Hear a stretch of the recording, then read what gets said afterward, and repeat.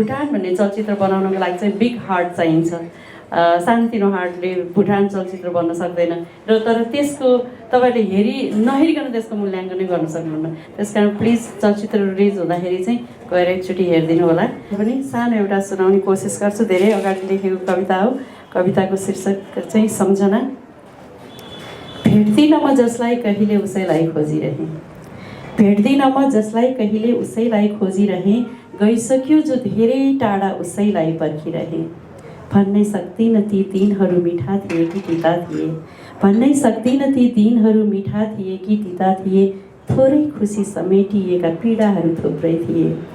Para लागे ती सबै जब अतीत भइगयो, प्यारा लागे ती सबै जब अतीत भइगयो।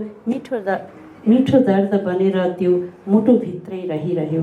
भेट्दिन म जसलाई कहिले उसैलाई खोजिरहेँ, गइसक्यो जो धेरै टाढा उसैलाई पर्खिरहेँ।